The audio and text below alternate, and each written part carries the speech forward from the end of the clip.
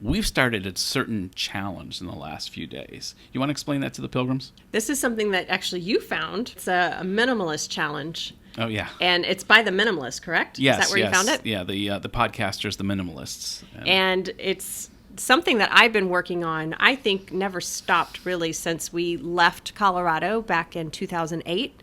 And we didn't want to have two households of belongings in America, and when we were leaving to go to China at that time. And we were getting rid of things, and I had come across a book. It was by Marie Kondo.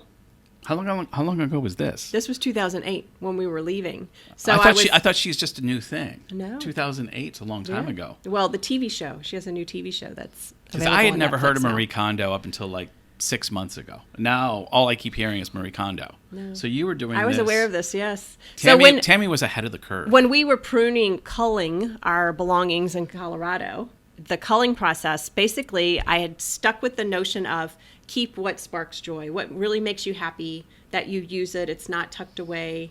As I did that, and we had less and less things around us in our house, I felt more and more free inside. Mm-hmm. And I had been talking to people in bits and pieces about that since then. That's one of the real reasons. When they talk reasons. about getting rid of clutter. Yeah. And I said, it's an amazing process that it's so hard when you're doing it. And I'm jumping ahead, but in our Minimalist Challenge, I opened up a book of CDs. I don't even have a CD player anymore, but I opened up my little book of CDs, and it brought back so many memories, just seeing the color of the CD, the picture on it, and I wasn't able to throw them out yet. Yeah. To let them go. Well, and I have Spotify, so my process is putting it on Spotify, seeing that they're still there and that connection. And well, we need to explain though what the Minimalist Challenge is. They're wondering We'll jump back. Yeah. So this particular challenge that we've decided to do during our home isolation, social distancing time is on the first day. It's a 30-day challenge, and on the first day, you get rid of one thing.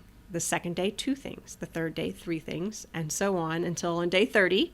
That day, you're getting rid of 30 things, and it becomes easier by then. We quickly decided we weren't going to each do this. Otherwise, we wouldn't be left with anything left in our house. So we're doing it collaboratively. And even then, day 1, you'll see we did some videoing, and yeah, I opened a drawer, and it was DVDs. So that's where I'm stuck in the first couple days, DVDs. All right, so Minimalist Challenge. I opened this drawer, and I found a stack of DVDs. Because we live in Asia, we end up with very cheap little sets of things, and gosh, these couldn't have cost us much. In fact, I think some are hand-me-downs. When people leave Hong Kong, they are getting rid of stuff. I think these are like old kids ones. So the challenge was one thing. This was day 1. So is it one drawer? Is it one DVD? Because then I did the second drawer, and I found these, and it's much tidier, and I'm sure I could still get rid of all of this. This is opening up a can of worms. Steve, I'm going to need a judgment call here. What do I do? How do I stop? I can't stop. We had to make a judgment call, a call on the field, and we declared that we would get rid of a set of DVDs, a good portion, and that would be day 1, a thing thrown away. But we called it a day, but I want to keep going. Yeah, and that's the problem, because then you get off the challenge. It's not a challenge anymore. It's all about the challenge and counting. And no, I'm like, let's just clean. Let it go. It has to be a game. It has to be turned into something we can win at. Can I hit my head on the microphone? Okay. We are on day 4 of the Minimalist Challenge. And we have to say, we didn't come up with this Minimalist Challenge. It was the Minimalist that we mentioned before. They came up with this 30-day challenge. Like many of you, we're in the house, we're stuck. And looking at all our stuff. There's a lot of, we have small homes here, and I can't imagine if we had a big home in America and it was filled with stuff. But we've been there, done that. So for day 4, we decided, hey, I'm gonna start getting rid of some books. Now, granted, many years ago, I got rid of my whole library, but over the years, I have a growing accumulation of a few books. So I thought, let me throw away 4 today. We went into the bedroom, and on the bookshelf are 3 Wainwright Coast to Coast travel hiking guides that I used to navigate on my first Coast to Coast walk back in 2012. And there's 3 of them there. One from the 2012 walk, one from the 2015 walk, and then one somebody had given me. It becomes obvious that at least one of those can go. But the problem is it's so sentimental. Oh, these books, this is I can't throw away A Coast to Coast. This was so meaningful to me and my son. So I agreed to throw away one of them. And I built up enough courage as we kind of were walking this through to throw away two. Tam. So wow, all right. I got so rid you let of, go too, because I thought one, and you're going to keep. Deep down, do I really need that one? Probably not. The information needs to be up to date. Yeah, it's it's out of telling date. you where to stay. It's more the sentimental. It's like I'm throwing away some aspect of that walk, which was magical. It was these memories get sparked, and I found that this has been the way I've been able to mentally cushion and adjust to throwing things away.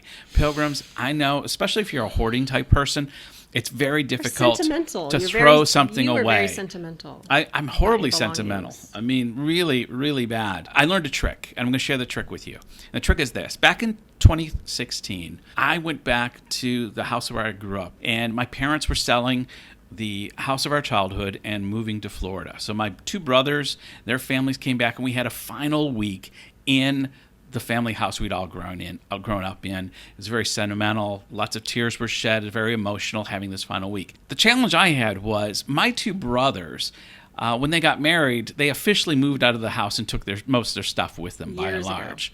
I left to go on the mission field back in 1989, and I just kind of left by osmosis. I never really officially moved out of mom and dad's house. So all of my stuff was still there. And so, I mean, I spent a week, I'm not kidding you, going through I was finding old teen magazines. I was finding love letters in my top drawer, like when I'm 14 years old, between me and some whatever. With Gabriel there, and I think Gabriel was 18 at the time. Yeah, he had fun. He made a little collection. Yeah, that's right. He actually took some of my stuff. He has his father's sentimentality. Yeah, he has more things in his room I'd care to. And the nerd stuff. So I had quite a bit of nerd memorabilia collected, and it was hard to part.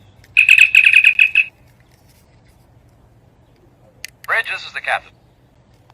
Does it get better than that? Collected, and it was hard to part with it. But here's where the trick comes in, Pilgrims, is you take a picture of it. And that will give you the mental cushion you need to throw something in the garbage. It really will help you, and it'll give you the nudge you need to toss things away. I even got rid of my beer can collection.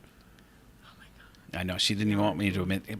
Believe me. He pulled it out on the back deck, and he and his brothers oohed and awed. In 1977, every 10-year-old had a beer can collection. Although I hadn't seen this beer collection in over 30 years, when I'm pulling these cans out, these old beer cans from the 70s, all these memories were coming back. And of course, I'm surprised during the Jesus movement that didn't get done away with. Because your folks stopped. They got rid of their liquor cabinet. I definitely had some blowback within the evangelical Christian circles that I ran in.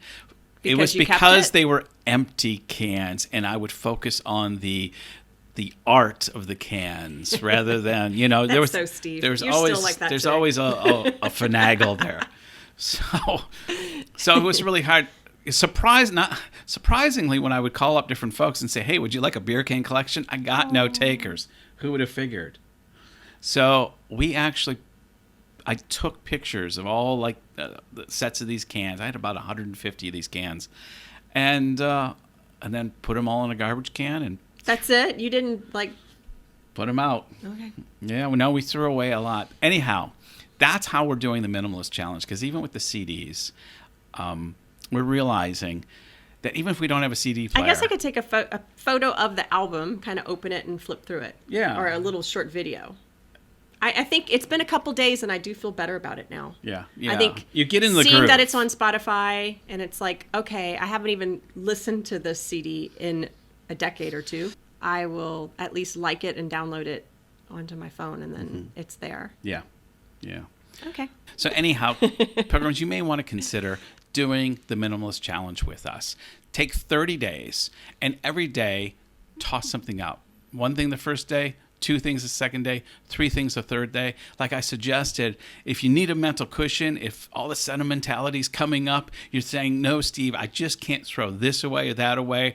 I can't." Just take a picture. Take a picture of it. It will give you the mental relief you need to toss it away. You know, the clutter that we have around our house sometimes is an indicator of some of the clutter we have in our own lives. And so many people who have done either this challenge or have embraced some form of minimalism have talked about the impact it has made as they've gotten rid of clutter in their surroundings, in their houses. It somehow reflects on their inner sense of being. And I guarantee you, as you get rid of the physical clutter around you, you're going to feel a lot of emotional and spiritual clutter disappearing as well. It works. It works in your wardrobe. It works I don't know, in every room of the house. It just feels so good. Yeah, it does. It does. So and the game part of it is a great way to bring it in, because I would just say, Steve, let's just do it and clean the house and go through everything. And no, for me, it's got to be a game. Shut down. I'm going to go shoot something on Xbox. That's it. Yeah, but yeah, now a game. But now I got a game. How many? You mean I get to check off at the end of day 4? I get rid of 4 things. So I'm doing it. So we encourage you to as well. Feel free to contact us. Let us know that you're doing it as well. Encourage us, even as we're encouraging you. Let us know how you're doing on the Minimalist Challenge.